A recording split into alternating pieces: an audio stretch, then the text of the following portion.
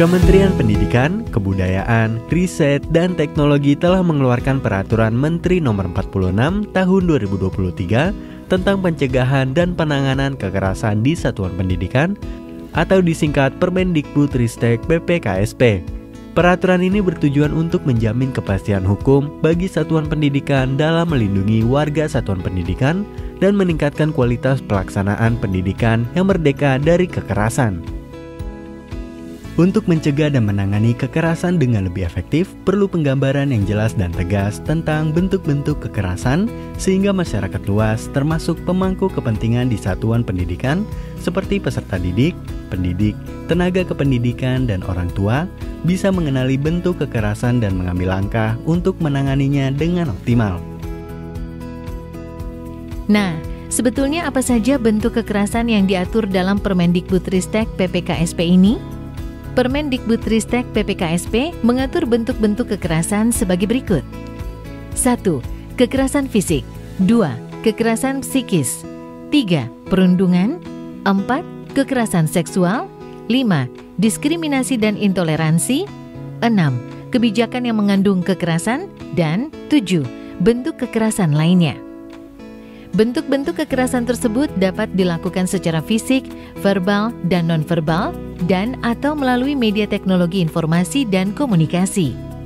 Di dalam video ini, kita akan membahas definisi serta contoh-contoh dari setiap kekerasan yang diatur dalam Permendikbudristek PPKSP. 1. Kekerasan fisik, yaitu tindakan yang dilakukan oleh pelaku kepada korban dengan kontak fisik oleh pelaku kepada korban dengan atau tanpa menggunakan alat bantu. Kekerasan fisik yang dimaksud dapat berupa A. Tawuran atau perkelahian massal. B. Penganiayaan. C. Perkelahian. D. Eksploitasi ekonomi melalui kerja paksa untuk memberikan keuntungan ekonomi bagi pelaku. E. Pembunuhan. Dan atau F. Perbuatan lain yang dinyatakan sebagai kekerasan fisik dalam ketentuan peraturan perundang-undangan. 2. Kekerasan psikis, yaitu setiap perbuatan non-fisik yang dilakukan bertujuan untuk merendahkan, menghina, menakuti, atau membuat perasaan tidak nyaman. Kekerasan psikis yang dimaksud dapat berupa A. Pengucilan. B. Penolakan. C. Pengabaian. D. Penghinaan. E. Penyebaran rumor. F. Panggilan yang mengejek. G. Intimidasi. H. Teror. I. Perbuatan mempermalukan di depan umum. J. Pemerasan. Dan atau K. Perbuatan lain yang sejenis. 3. Perundungan, yaitu tindakan kekerasan fisik dan psikis seperti yang disebutkan sebelumnya. Perbedaannya, kekerasan tersebut dianggap perundungan ketika ada ketimpangan relasi kuasa antara kedua orang yang berselisih dan dilakukan secara berulang atau lebih dari satu kali. 4.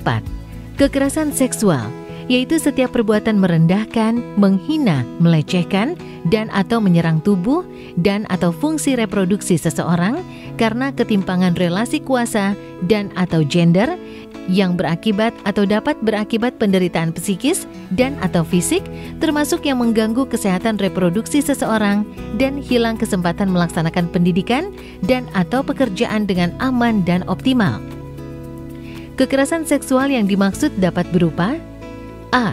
Penyampaian ujaran yang mendiskriminasi atau melecehkan tampilan fisik, kondisi tubuh, dan atau identitas gender korban. B. Perbuatan memperlihatkan alat kelamin dengan sengaja. C. Penyampaian ucapan yang memuat rayuan, lelucon, dan atau siulan yang bernuansa seksual pada korban. D. Perbuatan menatap korban dengan nuansa seksual dan atau membuat korban merasa tidak nyaman. E. Pengiriman pesan, lelucon, gambar, foto, audio, dan atau video bernuansa seksual kepada korban. F. Perbuatan mengambil, merekam, dan atau mengedarkan foto dan atau rekaman audio dan atau visual korban yang bernuansa seksual. G. Perbuatan mengunggah foto tubuh dan atau informasi pribadi korban yang bernuansa seksual. H. Penyebaran informasi terkait tubuh dan atau pribadi korban yang bernuansa seksual. I. perbuatan mengintip atau dengan sengaja melihat korban yang sedang melakukan kegiatan secara pribadi dan atau pada ruang yang bersifat pribadi. J. Perbuatan membujuk, menjanjikan, menawarkan sesuatu atau mengancam korban untuk melakukan transaksi atau kegiatan seksual. K. Pemberian hukuman atau sanksi yang bernuansa seksual. L. Perbuatan menyentuh, mengusap, meraba, memegang, memeluk, mencium, dan atau menggosokkan bagian tubuhnya pada tubuh korban. M. Perbuatan membuka pakaian korban. N. Pemaksaan terhadap korban untuk melakukan transaksi atau kegiatan seksual.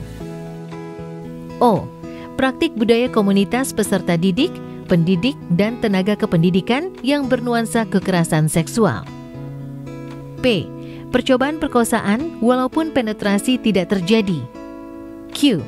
Perkosaan termasuk penetrasi dengan benda atau bagian tubuh selain alat kelamin. R. Pemaksaan atau perbuatan memperdayai korban untuk melakukan aborsi. S. Pemaksaan atau perbuatan memperdayai korban untuk hamil. T. Pembiaran terjadinya kekerasan seksual dengan sengaja. U. Pemaksaan sterilisasi. V. Penyiksaan seksual. W. Eksploitasi seksual. X. Perbudakan seksual. Y. Tindak pidana perdagangan orang yang ditujukan untuk eksploitasi seksual. Dan atau Z. Perbuatan lain yang dinyatakan sebagai kekerasan seksual dalam ketentuan peraturan perundang-undangan. Untuk kekerasan seksual, jika korban adalah anak atau kelompok disabilitas, tindakan tersebut tetap termasuk kekerasan seksual dengan ada atau tidak adanya persetujuan korban. Jika korban adalah pendidik, tenaga kependidikan, atau orang dewasa lainnya, tindakan huruf B, E, F, G, H, J, L, dan M termasuk kekerasan seksual jika dilakukan tanpa persetujuan korban. Jika korban adalah pendidik, tenaga kependidikan, atau orang dewasa lainnya yang dalam kondisi A. Mengalami situasi di mana pelaku mengancam, memaksa, dan atau menyalahgunakan kedudukannya. B. Mengalami kondisi di bawah pengaruh obat-obatan, alkohol, dan atau narkoba. C.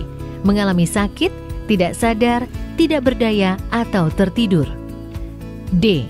Memiliki kondisi fisik dan atau psikologis yang rentan. E. Mengalami kelumpuhan atau hambatan motorik sementara atau tonic immobility, dan atau F. Mengalami kondisi terguncang. Tindakan tersebut tetap termasuk kekerasan seksual dengan ada atau tidak adanya persetujuan korban. 5. Diskriminasi atau intoleransi, yaitu setiap perbuatan kekerasan dalam bentuk pembedaan, pengecualian, pembatasan, atau pemilihan berdasarkan suku atau etnis, agama, kepercayaan, ras, warna kulit, usia, status sosial ekonomi, kebangsaan, jenis kelamin, dan atau kemampuan intelektual, mental, sensorik, serta fisik. Diskriminasi dan intoleransi yang dimaksud dapat berupa A. Larangan untuk menggunakan seragam atau pakaian kerja bagi peserta didik, pendidik, dan tenaga kependidikan yang sesuai dengan ketentuan peraturan perundang-undangan mengenai pengaturan seragam sekolah maupun seragam pendidik dan tenaga kependidikan. B. Larangan untuk mengikuti mata pelajaran agama atau kepercayaan yang diajar oleh pendidik sesuai dengan agama atau kepercayaan peserta didik yang diakui oleh pemerintah. C. Larangan untuk mengamalkan ajaran agama atau kepercayaan yang sesuai keyakinan agama atau kepercayaan yang dianut oleh peserta didik, pendidik, atau tenaga kependidikan. D. Pemaksaan untuk menggunakan seragam atau pakaian kerja bagi peserta didik, pendidik, dan tenaga kependidikan yang tidak sesuai dengan ketentuan peraturan perundang-undangan mengenai peraturan seragam sekolah. E. Pemaksaan untuk mengikuti mata pelajaran agama atau kepercayaan yang diajari oleh pendidik yang tidak sesuai dengan agama atau kepercayaan peserta didik yang diakui oleh pemerintah. F. Pemaksaan untuk mengamalkan ajaran agama atau kepercayaan yang tidak sesuai keyakinan agama atau kepercayaan yang dianut oleh peserta didik, pendidik, atau tenaga kependidikan. G.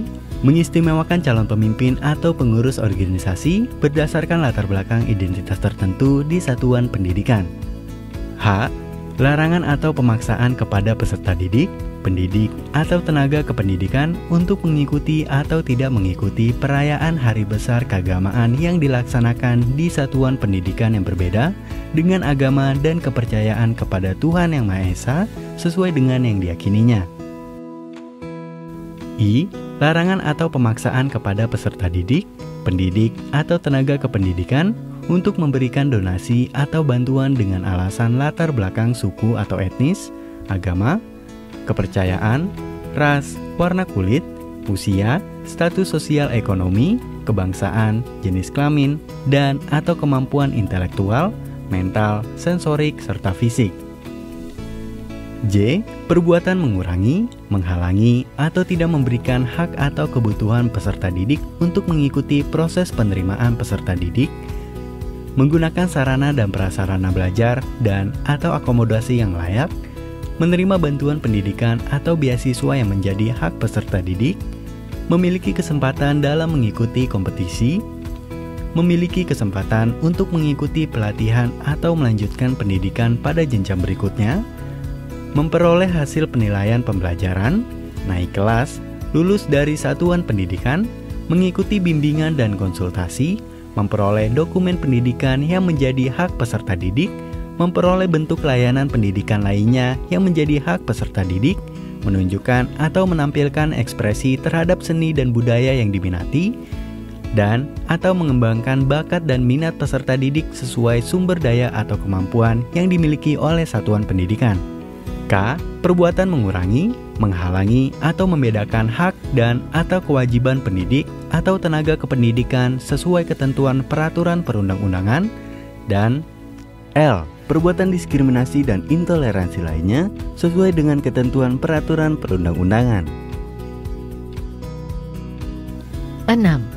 Kebijakan yang mengandung kekerasan, yaitu kebijakan yang berpotensi atau menimbulkan terjadinya kekerasan yang dilakukan oleh pendidik, tenaga kependidikan, anggota komite sekolah, kepala satuan pendidikan, dan atau kepala dinas pendidikan.